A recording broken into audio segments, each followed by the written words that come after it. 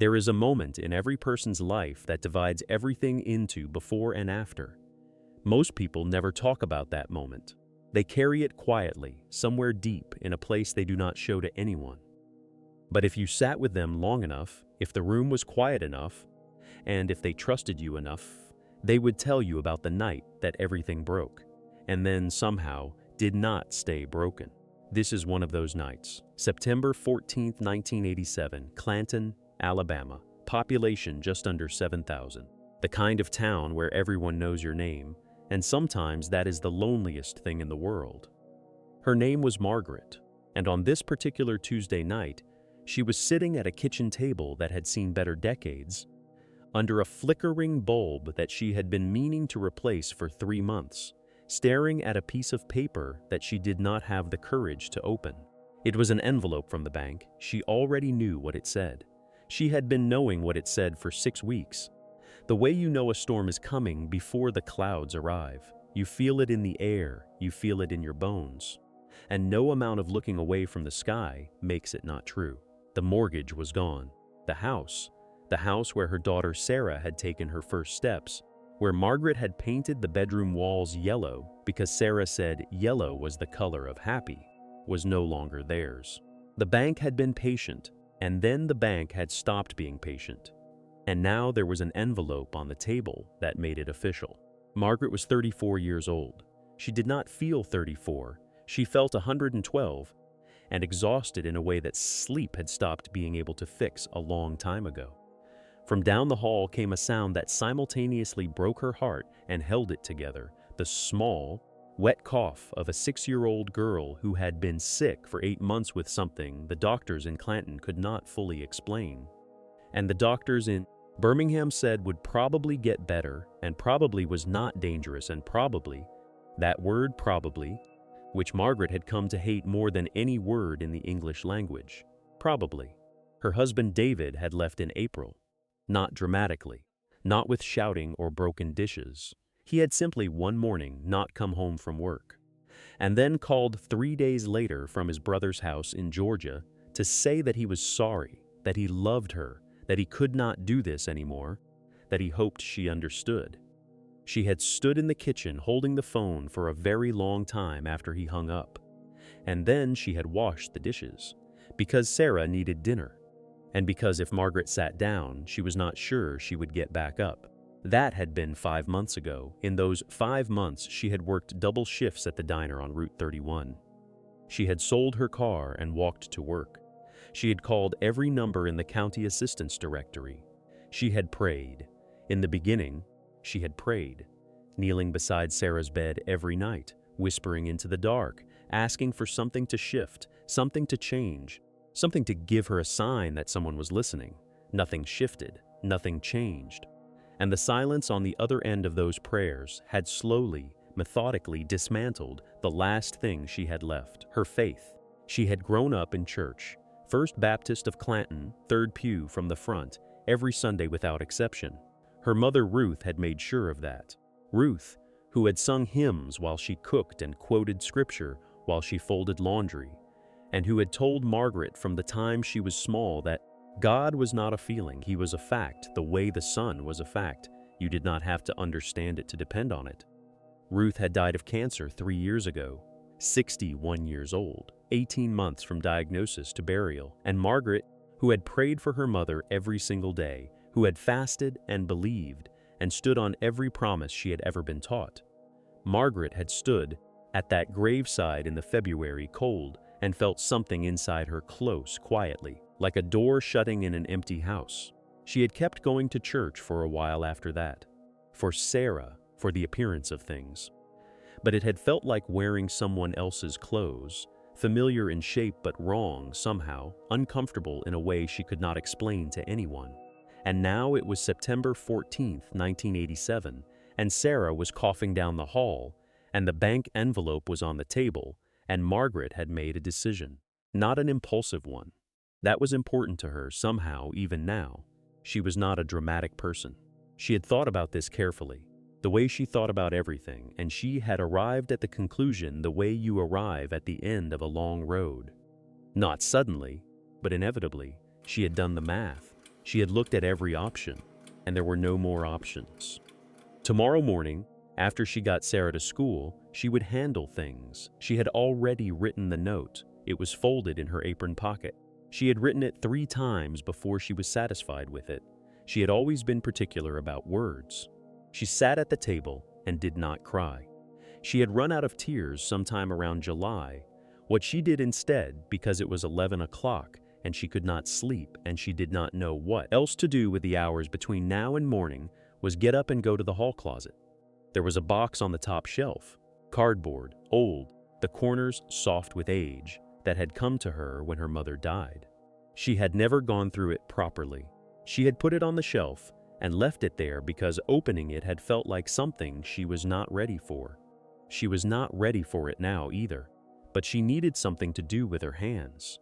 She pulled the box down and carried it to the kitchen table and sat down with it between her and the bank envelope. She lifted the lid, Ruth's things, the small accumulation of a life, a cameo brooch Margaret remembered from church Sundays, a photograph of Margaret's parents at what looked like the Gulf Coast, young and squinting into the sun, her father's arm around her mother's shoulders, a small King James Bible, the cover worn to softness, the pages edged in gold that had mostly rubbed away, a pressed flower, a gardenia brown now, held between 2 pieces of wax paper, and beneath all of it an envelope. Margaret almost missed it. It was tucked along the bottom edge of the box, white, slightly yellowed, sealed, and on the front in her mother's handwriting, that particular handwriting, the looping cursive that Margaret had spent years trying to imitate as a girl, 3 words, "For my Margaret." She stared at it for a long time. She turned it over. The back was sealed with a strip of tape over the flap, the tape yellowed and slightly brittle with age.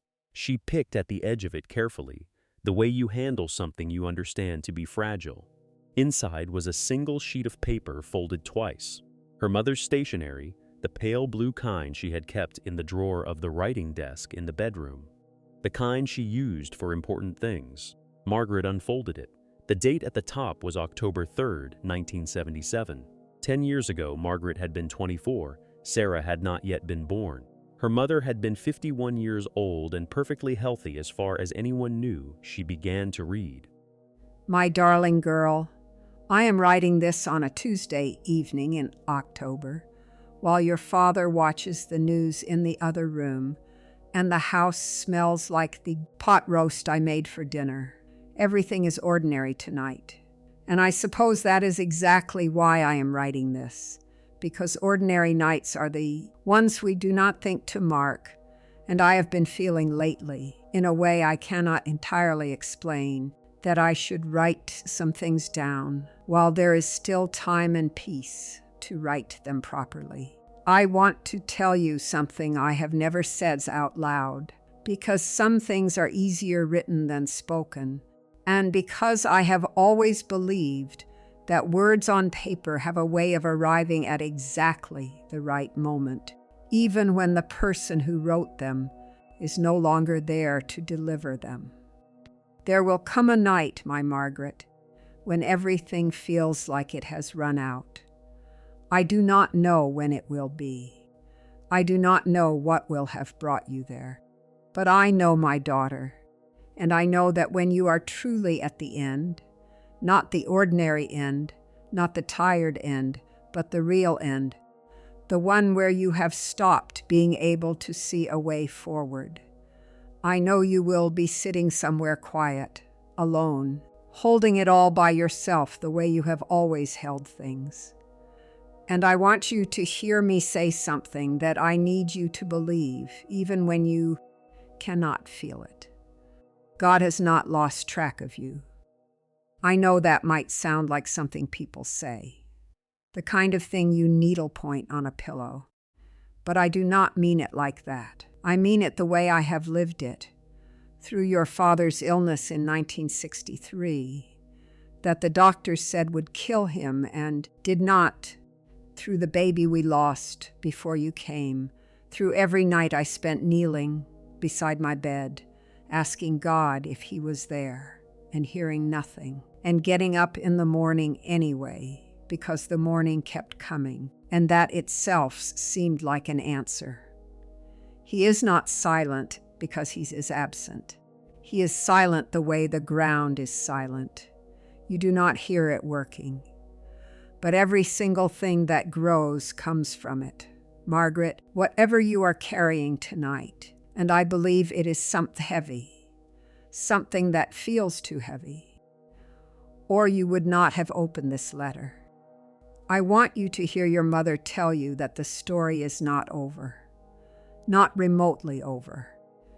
I have watched God work in ways that made no sense until years later, when I could finally see the whole shape of what he had been doing, and it is always the same shape.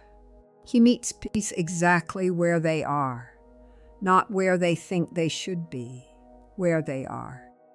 He met Hagar in a desert when she had given up. He met Elijah under a tree when the prophet was so done with everything that he asked God to let him die. He met Peter on a beach after Peter had denied him 3 times and gone back to his old life as if none of it had ever happened. He meets people in the places they are most ashamed of, in the places they are most convinced they have disqualified themselves. I need you to know something, my darling. The fact that you are reading this means you are still here. And the fact that you are still here means it is not finished. God does not start stories he does not intend to complete. And he started yours with such particular careful love. I was there, I watched him do it, that I cannot believe for even one moment that he is finished with you now. There is a verse I want you to look up, not because you do not know it, but because tonight I want you to read it as if for the first time. Jeremiah chapter 29, verse 11, and then the 2 verses after it. I love you more than this letter can hold. I have loved you since before you were born, and I will love you long after everything else is finished. And he loves you more than I do, which is, I assure you, saying quite a great deal. Your mother, Ruth, October 3rd, 1977. Margaret read it once, and then she sat very still, and then she read it again. Slowly, the way you read something when the words are landing somewhere deeper than the first time. Outside, through the thin kitchen window, a cricket was singing in the dark. Down the hall, Sarah coughed once more and then went quiet. The kitchen clock ticked. The bank envelope sat on the table untouched. Margaret's hands were shaking, not from cold. The night was warm. September in Alabama is warm long into the evening. Her hands were shaking because something was happening in the middle of her chest that she did not have a word for. Something that felt like a wall she had not known she was standing behind, suddenly developing a crack. And through the crack, something she had not felt since before her mother died, since before the doctor visits, and the empty bank accounts, and the silent prayers, and the closed door inside her. Something was coming through. She reached across the table and opened the worn King James Bible from the box. The pages fell open easily, as if they had been opened many times, as if they had a memory of being read. She turned to Jeremiah chapter 29, verse 11. For I know the plans I have for you, declares the Lord, plans to prosper you and not to harm you, plans to give you hope and a future. Verse 12. Then you will call on me and come and pray to me, and I will listen to you. Verse 13. You will seek me and find me when you seek me with all your heart. She read it 3 times.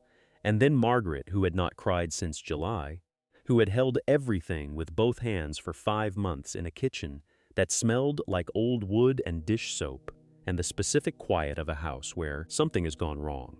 Margaret put her face in her hands and cried. Not the desperate kind, not the breaking kind, the other kind.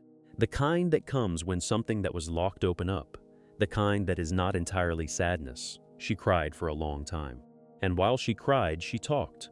Out loud, quietly, into her hands, into the kitchen, into whatever was listening. She told God she was angry. She told him she had felt abandoned. She told him about David and the bank, and Sarah's cough and the note in her apron pocket. She said everything she had been holding without saying it. And the saying of it felt like setting down something she had been carrying so long she had forgotten it had weight. When she was finished, she was empty. Not the bad empty, the other kind.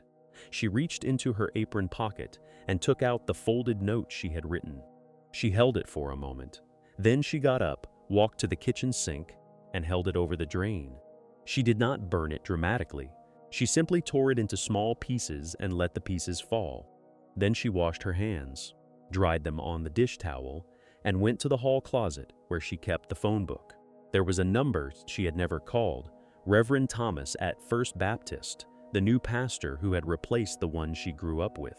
She had his number because the church directory had come in the mail months ago, and she had put it in the closet and not thought about it since. It was 11:45 at night. She called anyway. He answered on the third ring, and she said, I don't know if you know who I am.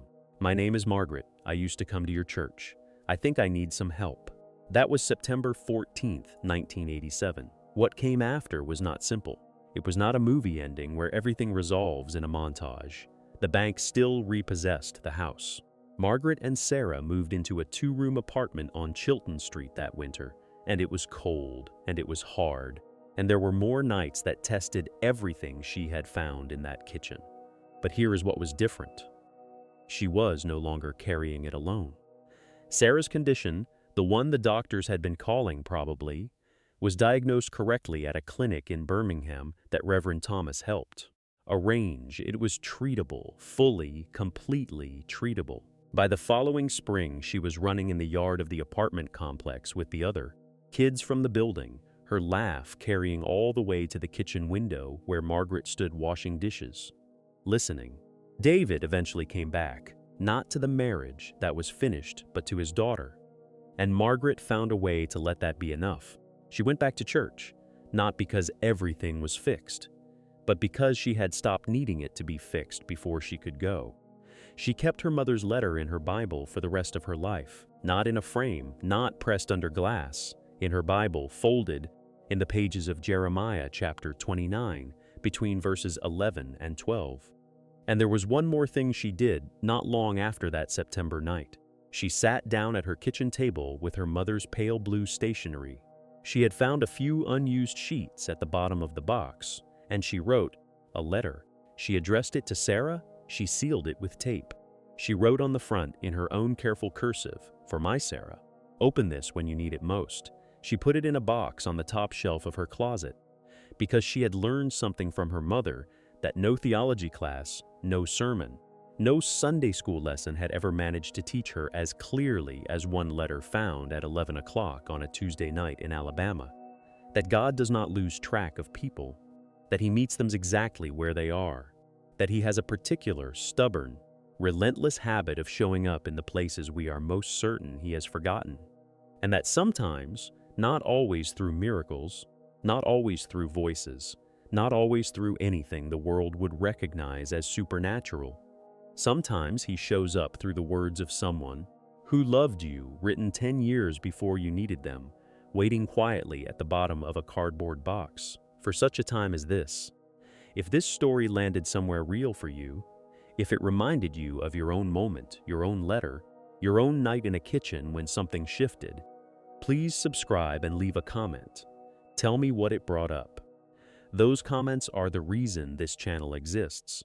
And if you are in the middle of your own September 14th right now, if you are sitting somewhere, tonight holding something that feels too heavy, I want you to hear this. The story is not over. It is not remotely over.